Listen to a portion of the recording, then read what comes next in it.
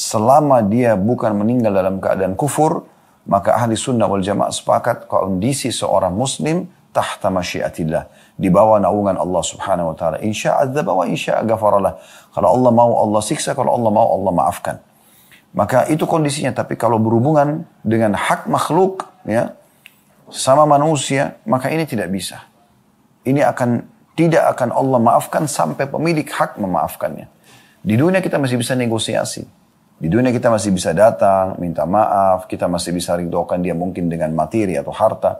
Tapi di akhirat sudah tidak bisa lagi. Allahu Rabbi wal Islam dini wa Muhammadan Rasulullah. Assalamualaikum warahmatullahi wabarakatuh. Alhamdulillah.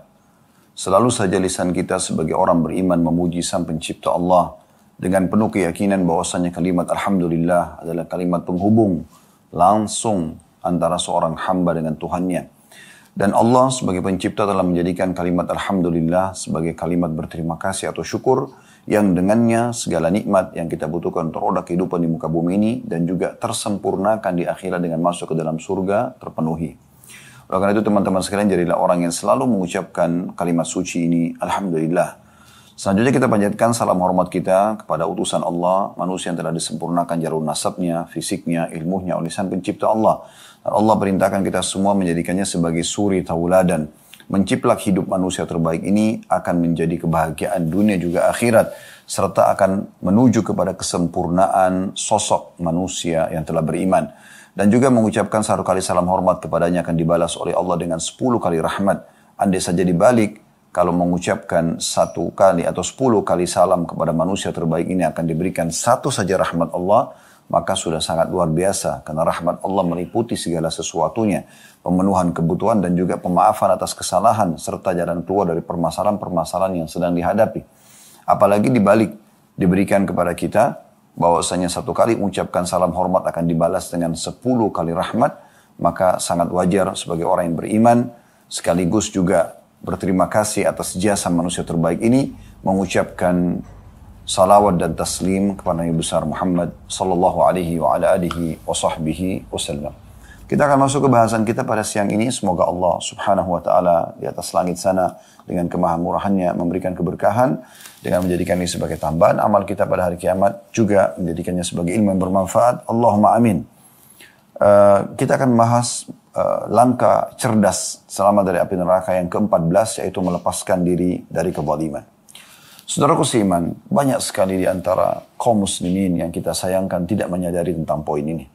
Coba renungi sebagai pembukaan dalam bahasan ini hadis yang sahih diriwayatkan Bukhari Muslim, di mana Nabi SAW bersabda, Allah Subhanahu Wa Taala berfirman, sesungguhnya, Nabi SAW mengatakan, bukan hadis qudsi ya, Nabi SAW mengatakan, bahwasanya semua buku-buku catatan amal itu bisa dimaafkan oleh Allah Subhanahu Wa Taala kalau berhubungan dengannya. Namun ada satu catatan amal yang Allah tidak akan ikut campur di sana sampai pemiliknya sendiri meridhokannya, yaitu permasalahan antara hamba dengan hamba yang lain. Hadis ini teman-teman harusnya menjadi tolak ukur dan pegangan bagi kita dalam bermuamalah kepada sesama manusia. Jangan teman-teman selalu sibuk untuk mempersiapkan hal-hal yang akan merugikan kita di dunia dengan permusuhan-permusuhan dengan orang lain. Ya, menzalimi orang lain, menggunjing orang lain, memfitnah orang lain, memukul orang lain, mengambil yang bukan haknya dan seterusnya. Dan juga di akhirat kita akan rugi. Karena akan ada tuntutan-tuntutan yang akan kita bacakan nanti insya Allah beberapa hadis. Kerugian yang nyata bagi seseorang yang buat kezaliman nanti pada hari kiamat. Kezaliman di dunia, di hari kiamat akan datang hukuman yang sangat berat. Dan tentu seseorang selalu harusnya mempersiapkan dirinya sendiri. Bagaimana dia sibuk dengan amal saleh tanpa harus memperdulikan orang yang menzalimi dia dengan mengembalikan urusannya kepada Allah Subhanahu Wa Taala. Serta juga dia akan tentu disukai di dunia dan juga akan selamat di akhirat sana nanti. Ini teman-teman harus kita fikirkan baik-baik ya, karena ada orang subhanallah selalu saja sibuk mempersiapkan ya musuh dan dosa. Padahal 2 hal ini tidak boleh sama sekali dibawa menuju ke akhirat.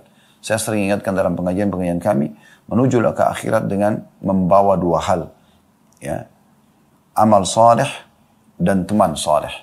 Amal saleh akan membantu memberatkan timbangan amal kita pada hari kiamat. Dan ya, teman soleh kalau dia lolos dari timbangan amal nanti pada hari kiamat, dia bisa memberikan syafaatnya kepada kita atau pertolongannya. Kemudian jangan bawa dua hal, dan ini saksi bahasan kita. Jangan bawa dosa dan jangan bawa musuh. Ya. Ada orang sibuk ini, dari dosa ke dosa yang lain dan dari musuh ke musuh yang lain. Kalau seandainya kita memiliki satu orang musuh saja di dunia, saudaraku seiman. Misal, Anda bermasalah dengan tetangga Anda. Atau Anda bermasalah dengan seseorang walaupun bukan tetangga. Maka sudah cukup dia akan mengacaukan hidup kita. Setiap saat bisa saja datang hal-hal yang tidak kita senangi dari dirinya. Apakah gangguan lisannya, apakah gangguan tulisannya, apakah gangguan ya fisik ya yang datang secara langsung, mungkin dengan pukulan, mungkin dengan segala macam hal ya. Maka ini bisa terjadi. Itu kalau satu orang. Bagaimana kalau orang punya masalah dengan 10 orang, dengan 20 orang, dengan 30 orang? Maka tentu akan lebih bahaya bagi hidupnya. Ya, atau terancam hidup dia dengan gangguan-gangguan orang lain. Itu di dunia. Di akhirat akan lebih parah lagi. Akan lebih parah kalau dia memiliki musuh-musuh yang banyak di dunia. Ya, di akhirat nanti akan jadi masalah berat buat dia. Sebagaimana di sini Syekh Mahmud mengangkat sebuah hadis, tapi hadis ini betul-betul mewakili tentang masalah bahayanya kezaliman. Gitu kan? Karena kalau kita berbuat zalim pada orang di dunia dan tidak sempat minta maaf. Ya, dari kejahatan yang kita lakukan, misalnya kita menggunjingnya dengan minta maaf dan memperbaiki citranya, memfitnah dengan minta maaf dan memperbaiki citranya. Kalau kita mencuri benda, kita harus minta maaf dan mengembalikan apa yang kita curi tersebut. Kalau kita menyakiti fisiknya, maka kita minta maaf dan juga kita berikan dia kesempatan kalau dia mau qisas, dia membalas. Karena memang harus begitu, kalau tidak akan terjadilah ya hukuman-hukuman yang berat nanti pada hari kiamat. Jadi teman-teman harus hati-hati sekali, dan ini banyak orang yang lalai dari poin ini. Ya, kalau sekali lagi dosa kita dengan Allah Subhanahu wa taala, Allah itu Maha Pengampun.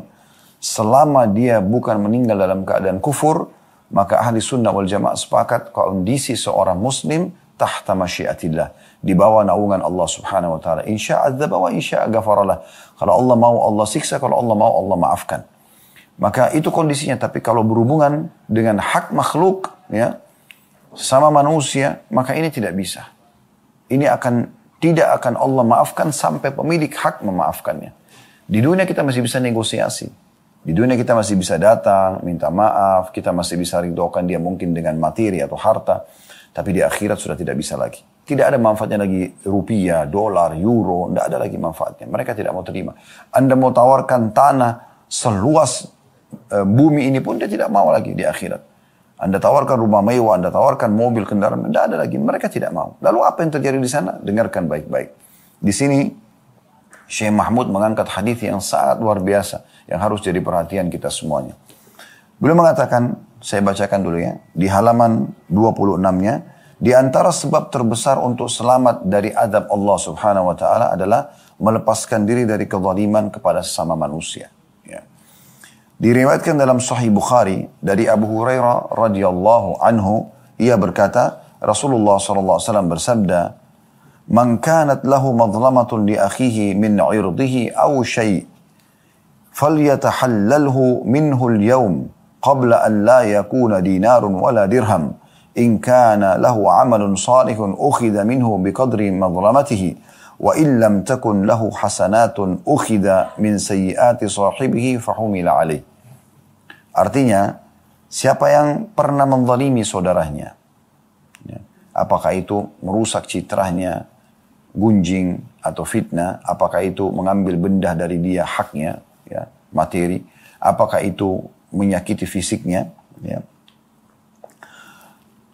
Atau kata beliau, siapa yang pernah menzalimi saudaranya, baik yang berkaitan dengan kehormatannya atau lainnya, maka hendaklah ia meminta kehalalannya darinya di hari ini, maksudnya selama masih di dunia. Sebelum datang suatu hari, hari kiamat nanti, yang tidak ada lagi dinar dan dirham, nggak bisa lagi dinegosiasi dengan uang. Ya. Jika dia memiliki amal soleh, maka akan diambil darinya, dari amal soleh sesuai dengan kadar kezalimannya. Tetapi apabila ia tidak memiliki kebaikan-kebaikan, maka dosa-dosa orang yang dizaliminya akan diambil dan dibebankan kepadanya. Allahu Akbar. Teman-teman sekalian, ini perkara besar, bukan perkara kecil. Ya. Kita yang sholat, kita yang puasa, kita yang zakat, kita yang haji dan umroh, kita yang bakti sama orang tua, kita yang ya sholat-sholat sunnah, qiyamul lail, witir, kemudian duha, sholat rawatib, tahiyat masjid, sholat taubat. Kita yang puasa Senin Kamis, ayyamul bid, puasa hari Tasu'a dan Ashura, misalnya 9 dan 10 Muharram puasa, hari Arafah. Ya, kita yang sibuk zikir pagi petang, kita yang sibuk membaca Al-Quran dan mengkhatamnya. Semua itu akan diambil dengan sangat mudahnya oleh orang-orang yang kita zalimi. Hanya dengan Anda gosipin orang. Ya, ceritain tentang aib yang ada padanya. Hati-hati teman-teman. Ya, kata Nabi SAW, apakah kalian tahu apa itu ghibah, menggunjing orang lain? Maka kata para sahabat, Allah dan Rasulnya lebih tahu. Maka Nabi SAW mengatakan, engkau menyebutkan sesuatu tentang saudaramu yang dia tidak suka untuk disebutkannya. Maka ada seorang sahabat mengatakan, ya Rasulullah, bagaimana kalau dasarnya ada padanya? Emang aib itu ada padanya? Apakah aib secara fisik, kekurangan fisik, ataupun misalnya dia kekurangan akhlak dan yang lainnya? Maka kata Nabi SAW, kalau ada padanya, engkau telah menggibahnya. Kalau tidak ada, maka engkau telah berkata dusta tentangnya. Ya. Jadi ini berbahaya sekali. Tidak ada celah orang untuk menyampaikan aib orang lain. Gitu kan? Kecuali nanti ada beberapa poin yang akan kita sampaikan. Tapi ini sangat pekang. Poin ini harus hati-hati sekali. Ya. Apalagi orang itu tidak ada hubungannya sama Anda. Kalau orang itu ada hubungannya sama Anda, istri, suami, anak, orang tua, teman-teman, yang kira-kira ada hubungannya sama kita, dan kita bisa sebenarnya ya untuk meluruskan kesalahan dia. Kalau dia membuat kesalahan dan tetap dia ngotot, maka di saat itu Anda boleh menyampaikan kepada yang berwajib. Contoh misal, seseorang mau mencuri, mau membunuh, ya, maka ini kan berbahaya gitu. Kita sudah nasihatin, tidak boleh, Islam melarang, dia tidak mau dengar. Maka boleh kita sampaikan kepada yang berwajib. Dan ini tidak masuk dalam menggibah, karena berbahaya bagi orang lain. Dan ada hubungannya sama Anda. Anda bisa menasihatin dia, telah tegak padanya hujjah atau argumentasi. Dia sudah disampaikan tidak boleh, tapi tidak mau dengar. Sini boleh Anda laporkan. Gitu kan? Tapi kalau tidak, misal banyak orang sekarang membicarakan tentang pemimpin negara, tentang pejabat pemerintahan. Padahal dia sendiri tidak bisa bertemu dengannya. Dia tidak punya wewenang sama sekali. Tapi kan Ustaz dia berbuat kemungkaran. Baik, mungkar dalam pandangan agama. Kalau betul terjadi, Anda diperintahkan Nabi SAW melakukan tahapannya. Man ra'a minkum mungkaran falyughayyirhu biyadihi. Siapa yang lihat kemungkaran, dia bisa ubah dengan tangannya. Kalau Anda mampu, Anda punya power untuk itu. Ya, Anda punya kedudukan.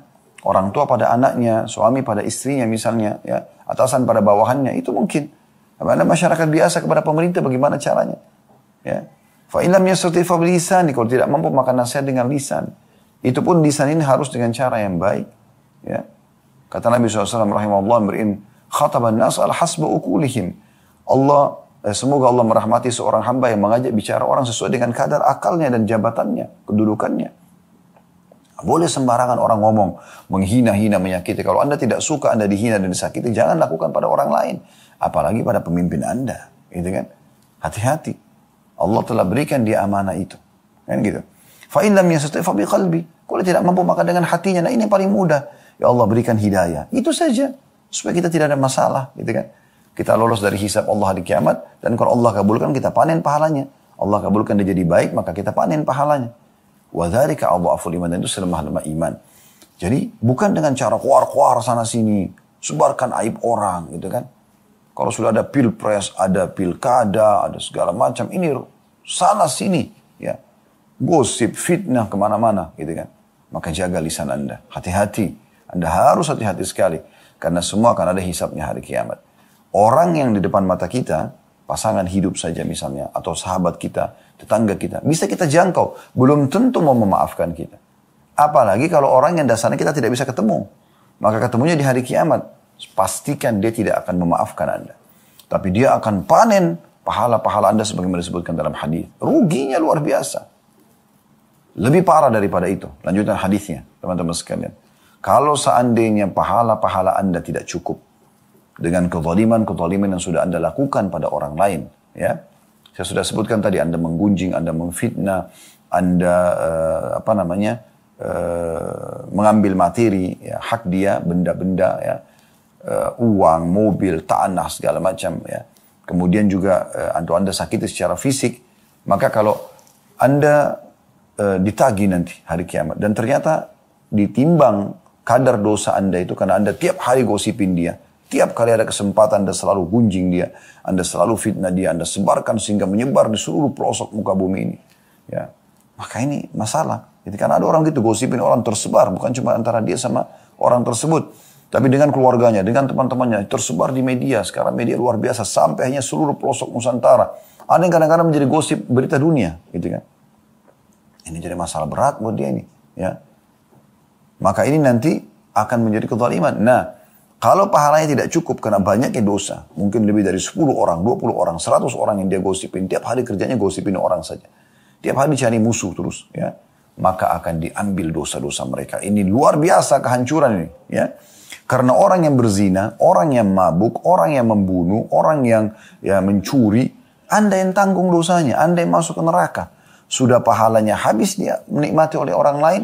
Anda juga akan masuk ke dalam api neraka dengan menanggung siksa dosa orang-orang tersebut. Ini semua kenapa? Karena gosip, karena menzalimi orang. Zalim ini artinya apa? Menyakiti orang lain. Mengambil yang bukan haknya, bukan hak kita misalnya. Atau tidak memberikan hak orang lain, itu kezaliman semua. Maka bahaya sekali. Hati-hati sekali. Ya. Untuk apa Anda merebut harta orang lain? Harta ahli waris. Sibuk dengan harta ahli waris. Sembunyikan data, palsukan surat-surat tanah, segala macam hal. Supaya yang ahli warisnya tidak dapat haknya. Kenapa ini? Saya sering dengarkan itu. Beberapa jemaah keluhkan masalah ini. Dan la haula wa la quwata illa billah. Begitu beraninya orang-orang ini. Dia mau apakan tanah yang luas itu? Manusia itu hanya butuh seperti liang lahatnya. 1 kali 2 meter teman-teman sekalian. Itu saja yang dia butuhkan. Anda kalau tidur, Anda cuma butuh sofa seukuran itu. Atau kasur seukuran itu cukup Anda tidur. Anda cukup bernaung di tempat itu. Dan pada saat meninggal, Allah berikan kita gambaran, inilah tempat yang sebenarnya. Liang lahat tersebut. Ya. Lalu untuk apa Anda merebut tanah sekian ratus meter, sekian ribu meter, sekian hektar? Anda mau ngapain? Mau guling-guling di situ? Hah? Apa yang Anda inginkan dari tanah itu? Anda mau apakan? Mau jual. Habis itu jadi uang. Itu demi Allah teman-teman hanya akan menambah beban buat Anda. Uang-uang haram tidak akan ada keberkahannya. Akan mendatangkan pertengkaran suami istri. Akan melahirkan bahkan dari sperma orang-orang ini. Dan dari rahim seorang wanita ini. Ya, para pembunuh mereka. Pernah gak Anda dengar? Ya, ada orang-orang yang dibunuh oleh anaknya sendiri. Hanya karena merebut harta orang tuanya. Pernah terjadi kan? Bahkan sering Anda dengarkan itu. Ya. Allah datangkan penyakit. Ya, penyakit karena harta haram. Akhirnya penyakit tersebut menyusahkan dia. Dan kalau dilihat proses pengobatan dia, maka akan lebih banyak yang dia keluarkan daripada uang yang dia ambil secara zalim. Kami pernah bedah panjang lebarin teman-teman sekalian dalam sebuah materi tabligh akbar judulnya Akibat Makanan Haram. Anda bisa lihat di playlist YouTube kami, Anda akan dapatkan insya Allah itu. Coba dengarkan, ulang-ulang teman-teman sekalian. Bagaimana dilarang keras dalam Islam dengan tegas, nggak boleh berbuat kezaliman itu. Hati-hati sekali. Ya. Untuk apa semua itu? Untuk apa Anda buat nota palsu di kantor? Untuk mendapatkan berapa juta rupiah. Yang nanti juga akan jadi masalah buat Anda. Subhanallah, harta haram itu nggak jelas. Ya. Uang itu akan, berapapun jumlahnya, uang itu kemana? Habisnya kemana? Ya. Bahkan pergi kepada hal-hal yang dipakai pada hal-hal yang tidak ada manfaatnya. Hanya akan menambah dosa buat dia. Tapi rezeki halal, subhanallah, keberkahan bersamanya selalu. Tidak pernah tidak. Selalu keberkahan bersamanya. Ya. Jadi walaupun sedikit tapi banyak manfaatnya. Nah itu. Jadi hati-hati sekali. Jangan sampai masuk ke ranah orang lain. Kata Hasan Basri rahimahullah, ya. Aku selalu senang dan tenang karena aku tahu rezekiku tidak akan diambil oleh orang lain. Inilah rezeki Anda. Sa'id bin Musayyib rahimahullah pernah ditanya bagaimana keadaan Anda. Beliau mengatakan, seorang hamba sedang menjalani ajal yang ditentukan oleh Tuhannya dan memakan rezeki yang sudah ditentukan. Selesai. Itulah rezeki Anda. Jangan selalu tamak melihat hak orang lain. Kelebihan fisik orang lain. Syukuri yang sudah Allah berikan. Supaya jangan terjadi kezaliman. Supaya jangan terjadi kezaliman. Gitu kan? Kata Nabi SAW, Allah memerintah kalian untuk saling tawaduk, merendahlah. Agar jangan satu sama yang lain menzalimi yang lainnya. Maka hati-hati teman-teman sekalian. Peringatan hari ini sangat penting. Ya. tentang langkah ke-14 selamat dari api neraka. Jangan bawa musuh di hari kiamat. Di dunia Anda dibenci oleh orang, tidak nyaman hidupnya, di akhirat juga begitu. Berhenti selalu nonton tontonan film yang menggambarkan orang kalau kaya itu harus punya bodyguard, membunuh orang sana sini misalnya, ya.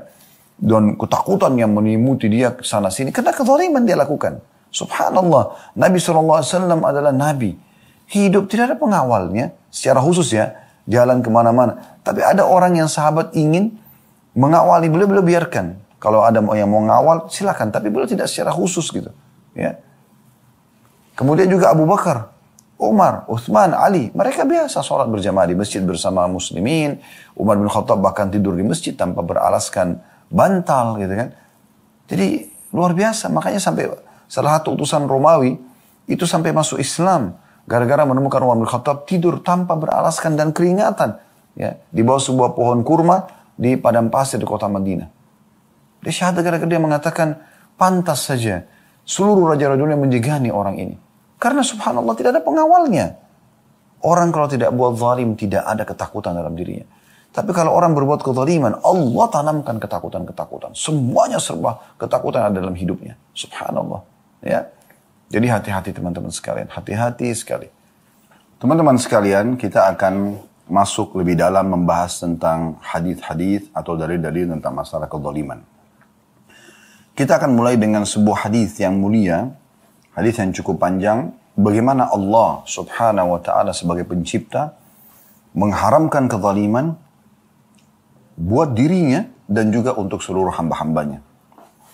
Disebutkan dari Abi Dzar radhiyallahu anhu bahwasanya Nabi sallallahu alaihi wa ala alihi wa sahbihi wasallam bersabda, yarwihi ar-rabbih azza wa jalla, bahwasanya Nabi SAW meriwayatkan dari Tuhannya yang maha tinggi dan maha mulia, atau maha mulia dan maha tinggi, annahu qal, bahwasanya Allah berfirman, ya ibadi, inni haramtu dhulma ala nafsi wa ja'altuhu bainakum muharraman fala tadhalamu.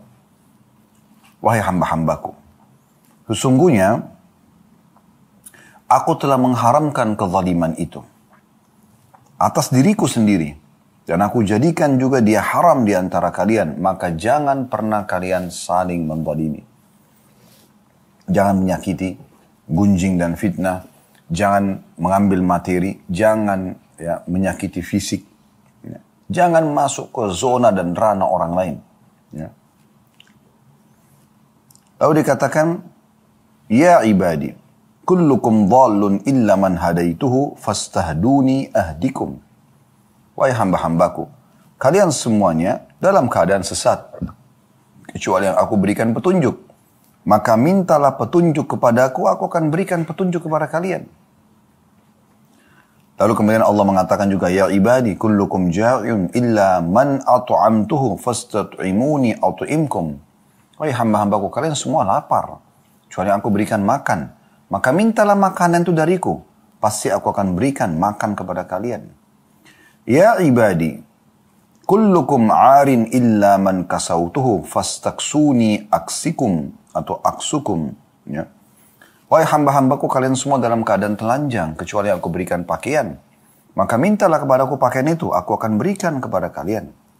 Ya ibadi, innakum tukhti'una bil-laili wan-nahari wa ana aghfiru dzunuba jami'a. Fastaghfiruni aghfir lakum. Wahai hamba-hambaku, kalian banyak melakukan kesalahan-kesalahan di siang dan di malam hari. Dan akulah satu-satunya mengampuni semua dosa-dosa. Maka mohon ampunlah kepadaku, aku akan ampuni kalian. Ya ibadi, innakum lan tablughu dharri fatadurruni wa lan tablughu naf'i fatanfa'uni.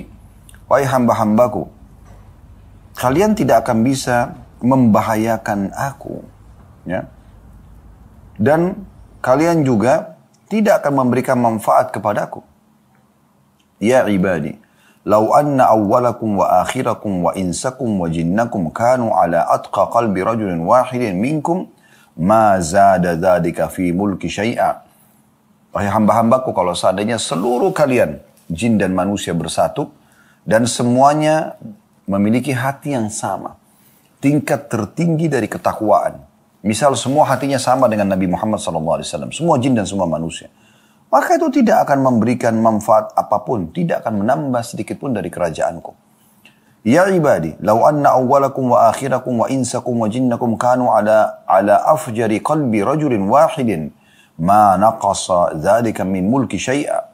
Wahai hamba-hambaku, kalau seandainya kalian semuanya, jin dan manusia bersatu, semuanya memiliki hati yang paling buruk seperti hatinya Fir'aun misalnya, na'udzubillah. Semuanya sama, maka tidak akan pernah ada yang bisa mengurangi sedikit pun dari kerajaanku. Ya. Ya ibadi, law anna awwalakum wa akhirakum wa insakum wa jinnakum qamu fi sa'idin wahidin fasa'aluni fa'ataitu kulla insanin mas'alata ma naqasa dhalika mimma indi illa kama yanqusul makhiyatu atau mikhyatu idza udkhila al-bahr. Wahai hamba-hambaku, kalau seandainya kalian semuanya jin dan manusia berkumpul di satu tempat. Nah, di sini ada satu potongan terjemahan saya lupa tadi sampaikan ya. Awwalakum wa akhirakum, maksudnya yang pertama di antara kalian dari Nabi Adam sampai yang akhir di antara kalian manusia terakhir. Jin yang pertama sampai jin yang terakhir, semuanya berkumpul ya. Semuanya berkumpul di satu lembah, kemudian semuanya minta masing-masing hajatnya dan aku berikan setiap individu itu haknya, maka tidak akan mengurangi sedikit pun dari apa yang aku miliki, kecuali hanya seperti ya, sebuah jarum yang dimasukkan ke dalam lautan, ya, lalu diangkat. Kalau kita celupkan jarum di lautan, kita angkat, tidak akan ada sedikit pun yang berkurang dari air laut tersebut. Lalu Allah mengatakan, ya ibadi, innama hiya a'malukum uhsiha lakum. Thumma wafiyakum iyaha faman wajada khairan falyahmadillah wa man wajada ghaira dzalika fala yalumanna illa nafsah. Ya. Yang artinya, wahai hamba-hambaku, ya, sesungguhnya amalan-amalan perbuatan kalian, sholat, puasa dan yang lainnya, aku catat semuanya untuk kalian. Kemudian aku akan memberikan balasan yang baik untuk itu semua. Maka barang siapa yang mendapatkan kebaikan, hendaklah dia bersyukur kepada Allah. Maksudnya balasan dari amal baiknya. Dan barang siapa mendapatkan selain daripada itu karena berbuat dosa dapat hukuman, maka janganlah sekali-kali ia menyalahkan kecuali dirinya sendiri. Hadis ini diriwayatkan oleh Imam Muslim. Dari hadis yang panjang lebar ini, kalau kita ingin jelaskan tentu cukup panjang lebar. Tapi kita ingin titik beratkan potongan hadis. Ya. Potongan pertama hadis, ya ibadi inni haramtu dhulma ala nafsi fala tadzalamu. Wa waja'altuhu muharraman bainakum fala tadzalamu. Dari hamba-hambaku, sungguhnya aku haramkan kezaliman atas diriku dan aku jadikan haram di antara kalian, maka jangan kalian saling menzalimi. Ini jadi saksi bahasan kita, ya.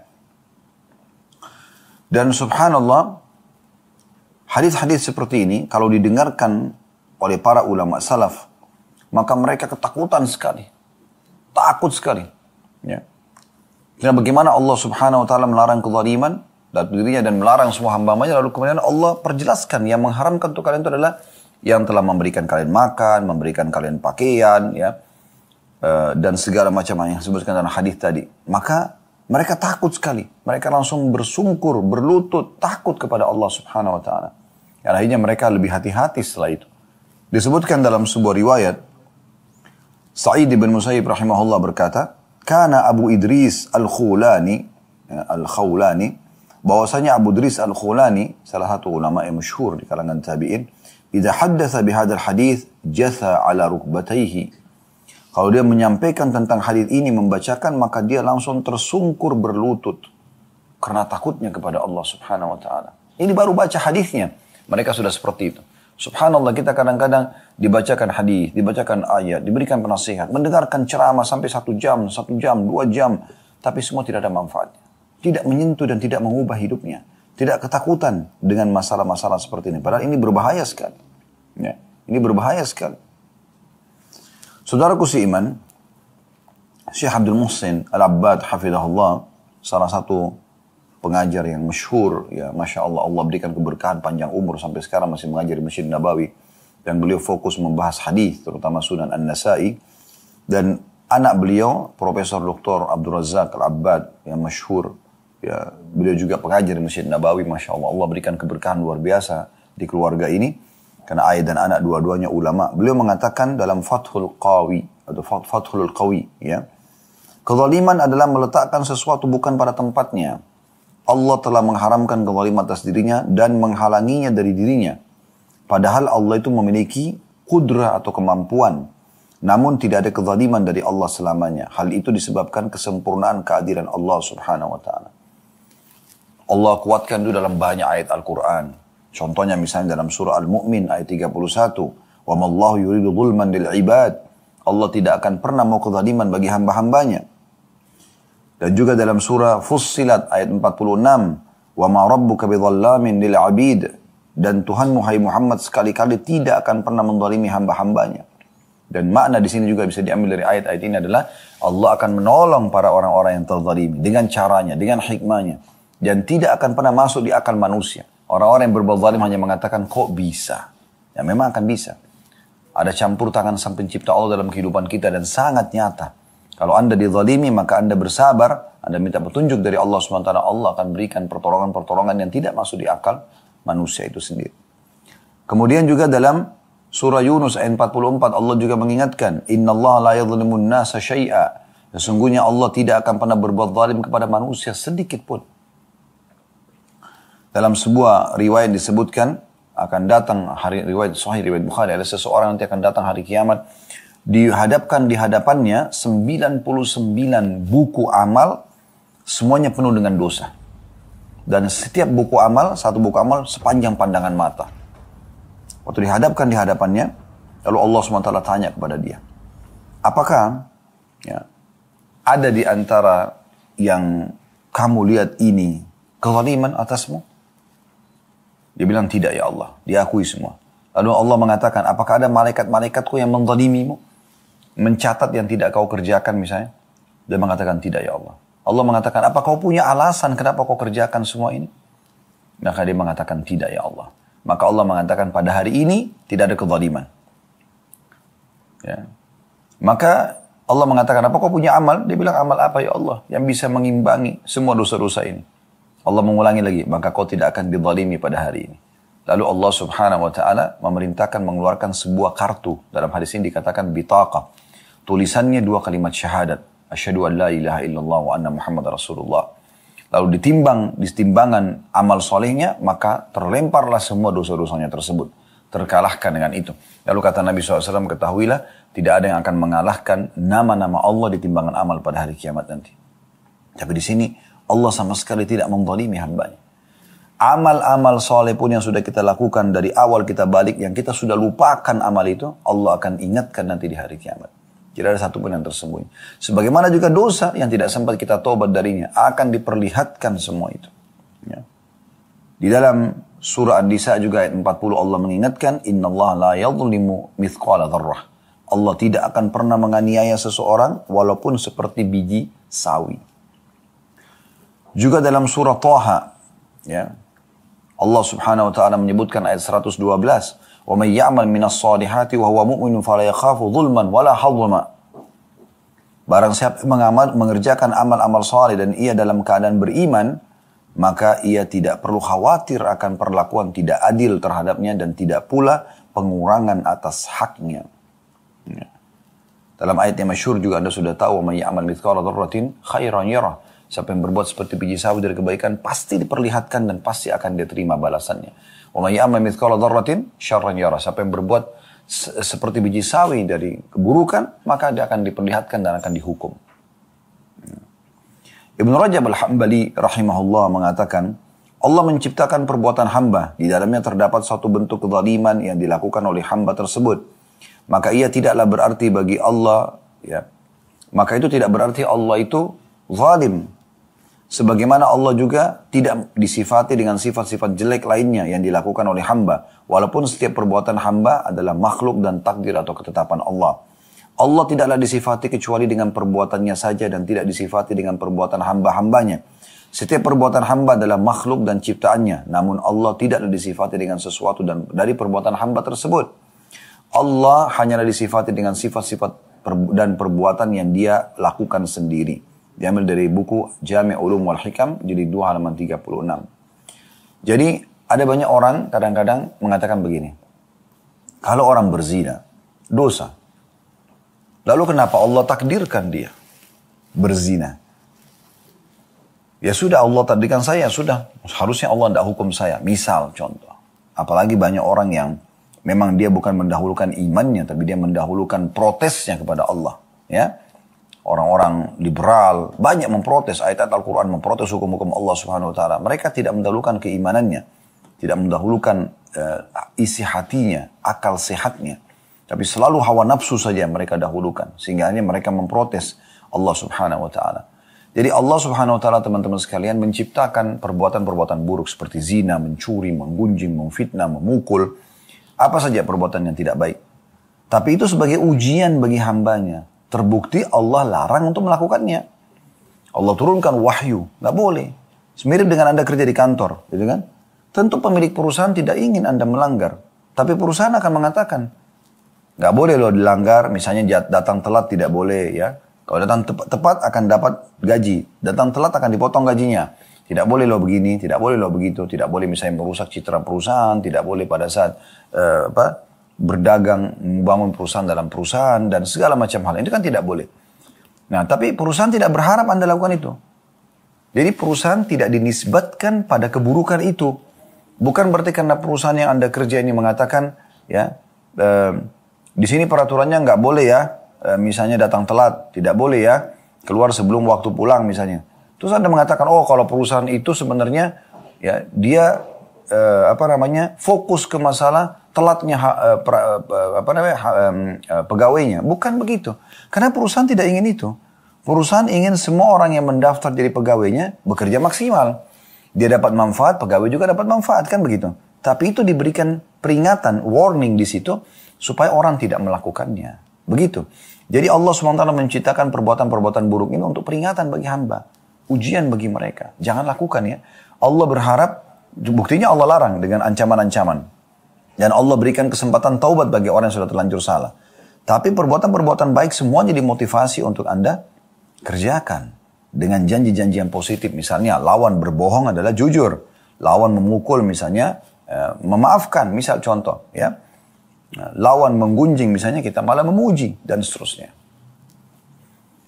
Dan juga Nabi SAW mengingatkan tentang bahayanya terutama berbuat zalim kepada hamba-hamba Allah. Hati-hati.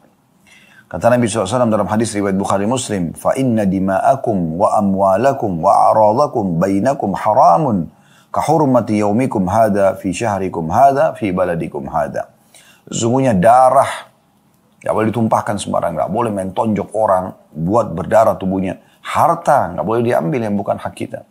Dan kehormatan di antara kalian, nama baik, ya, nggak boleh dirusak. Itu haram hukumnya. Sebagaimana Allah telah haramkan dari kalian, ya, sebagaimana haramnya hari ini. Hari itu adalah hari, ya, musim haji, ya, hari-hari musim haji di bulan Zulhijjah. Ini haram berbuat dosa, gitu kan? Akan dilipat gandakan hukumannya. Di bulan kalian ini, di hari itu, hari Arafah, tanggal 9 Zulhijjah. Bulan ini maksudnya bulan Zulhijjah, dan di negeri kalian ini maksudnya di Mekah, atau di wilayah haram Mekah. Maka ini harus hati-hati, jangan sampai melakukan kezaliman-kezaliman. Karena semua itu akan berat, sebagaimana sudah kita jelaskan tadi. Kemudian juga hadis yang masyhur, ya, yang sudah sangat masyhur sekali hadis tentang orang yang bangkrut pada hari kiamat. Muflis. Ya. Nabi SAW sudah ingatkan. Apakah kalian tahu siapa itu muflis? Orang yang bangkrut. Maka kata para sahabat, ya Rasulullah, orang yang tidak ada dirham dan dinarnya. Kata Nabi SAW, bukan. Bukan itu. Tapi orang yang muflis, orang yang bangkrut adalah orang yang datang hari kiamat telah membawa, ya, pahala lengkap, sholatnya, puasanya, sedekahnya, hajinya. Tapi sisi lain pernah memukul orang ini, pernah menzalimi orang itu, pernah mengambil hak orang ini, pernah tidak mengembalikan hak orang itu. Au kama qala Nabi SAW, kemudian akhirnya datanglah orang-orang ini menuntut semuanya. Dan diberilah pahala-pahala dia, sebagaimana kami sampaikan tadi, hati-hati. Ya. Anda yang sholat, Anda yang puasa, Anda yang sedekah, Anda yang haji dan umroh, tapi orang lain yang panen nanti menikmatinya di akhirat karena Anda menggunjing dia, memfitnah dia, atau mengambil materi dari dia, atau menyakiti fisiknya. Ya. Dan tidak sempat Anda minta kehalalannya di dunia. Ya. Atau sebaliknya, kalau sudah sampai habis pahala Anda, tidak cukup, kezaliman itu masih ada, maka akan diambil dosa-dosa mereka. Mereka yang zina, mereka yang riba, mereka yang membunuh, mereka yang menggunjing, mereka yang memfitnah, Anda yang dihukum di neraka. Kan rugi sekali. Ya, kita yang menanggung semua itu hanya karena mencoreng kehormatan dia. Hati-hati. Dan kata Nabi SAW juga dalam hadis yang lain yang perlu kita renungi sama-sama. Kata Nabi SAW, riba itu 73 tingkatan. Level. Yang paling rendah riba itu, yang banyak orang memakan uang riba, ya segala macam bunga bank yang mereka tidak fikirkan haram atau tidaknya, atau minjamkan orang dengan minta bunga. Itu yang paling rendahnya dari 73 tingkatan, yang paling rendah hukumannya nanti, ya seperti seseorang berzina dengan ibunya sendiri. Ya, ini bahaya sekali, berat, gitu kan. Dan sudah diingatkan dalam Al-Quran, kalau orang yang satu-satunya dosa yang dianjurkan untuk diperangi, Allah dan Rasulnya menantang perang mereka adalah riba. Hati-hati dengan ini. Di zaman kita ini riba luar biasa menyebar di sana sini. Dan orang dengan nikmatnya menikmati itu tanpa memikirkan bahayanya. Gitu kan? Kemudian kata Nabi SAW, dan level tertingginya riba, yang paling beratnya, itu setara dengan merusak citra, nama baik, kehormatan seorang muslim. Artinya, merusak citra orang lain dengan gunjing, gibah, ya, dengan fitnah. Ini teman-teman dengan menipu dan segala macam. Ternyata itu selevel dengan level tertingginya riba. Bayangkan luar biasa. Berat sekali itu teman-teman sekalian. Oleh karena itu harus hati-hati. Jangan sampai Anda buka pintu ini. Kita belajar seperti ini teman-teman sekalian tujuannya agar kita mengetahui dan kemudian kita mengamalkan. Dan kita bukan sedang menghardik atau menyalahkan. Karena saya tidak mengenal Anda semuanya. Maka saya tidak tahu. Kalau ada yang Allah buat hatinya tersentuh dengan nasihat-nasihat ini, maka segera dia ngambil sebagai sebuah ilmu yang bermanfaat tanpa melihat saya yang menyampaikan. Kalau itu masa lalu penuh dengan dosa, dia segera bertaubat. Mumpung hari ini adalah hari emasnya, dia masih bisa bertaubat. Dan kalau dia sudah punya ilmunya, dia tidak melakukan, maka dia boleh menyampaikan dan menasihati kepada orang lain yang dia tahu sedang berbuat